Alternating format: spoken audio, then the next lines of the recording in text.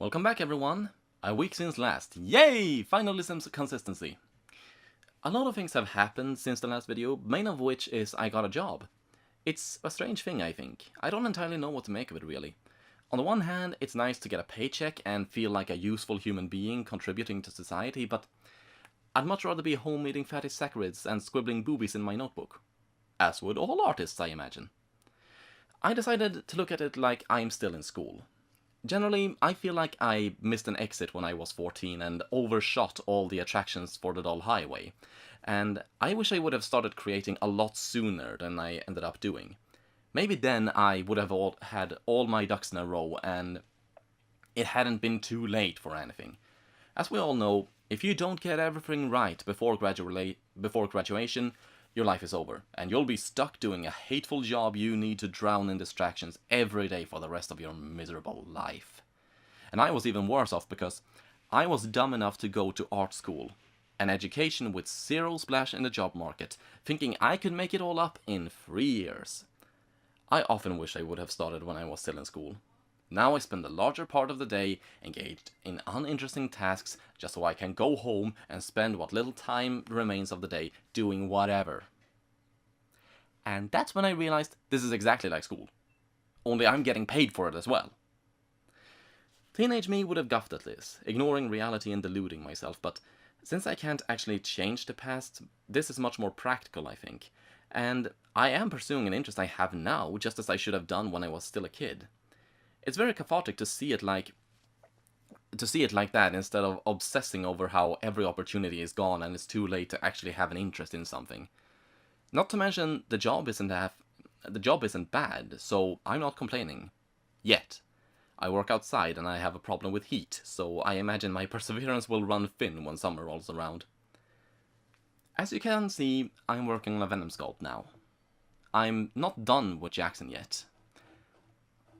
I have every intention of studying him until I know his style thoroughly, but my weekday afternoons are devoted to photo bashing and weekends to video stuff, and I'm still struggling to figure out how I'm still struggling to figure out how to wake up early enough to start learning first thing in the morning at 5 a.m. I've been working on this on and off for a while now. The original idea was for me to combine my learning how to animate with learning how to sculpt. Because his design is so simple, I expected it to take maybe 3 or 4 days to complete, but it's been nearly a month now, so I decided to just quickly finish it up so I can start rigging.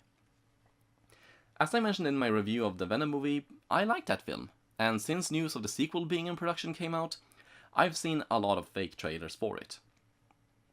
I thought I would join the fray and make my own fake trailer.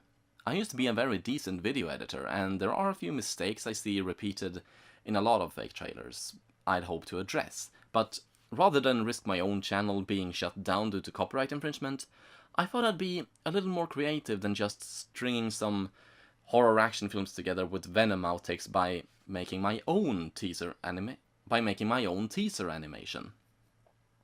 It should be up in maybe 3 or 4 months, depending on how much time it takes me to build a scene and rig the models, and how much time it takes me to render it. My Halo of Vultures music video took nearly a month to render for all its simplicity. Yes, I am aware I need a new computer. First thing bought after my third paycheck.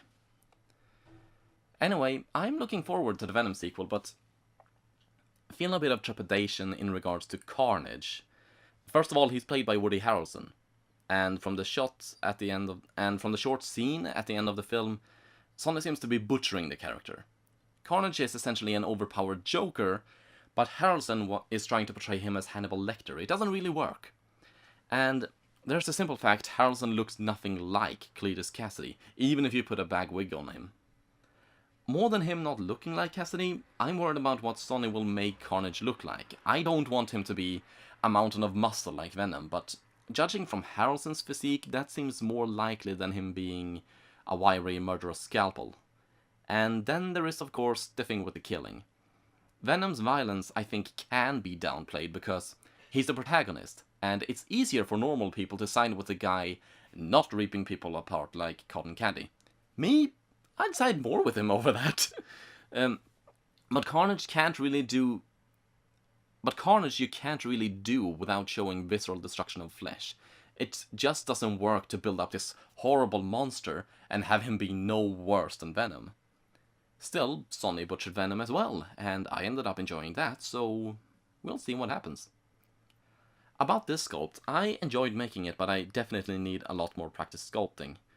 I've heard daily 15-minute speed sculpts are a good way to improve, but I'm not sure I have the time for that. Then again, maybe I should make time. Also, despite what it looks like, I actually know anatomy very well. I trained very little else for almost 2 years, but partly I never sculpted, and partly it was always standardized bodies. As a result, I don't know how to exaggerate and make it look good. That's my excuse, and I'm sticking to it. Thank you all for watching, and I hope you see me again. Bye now.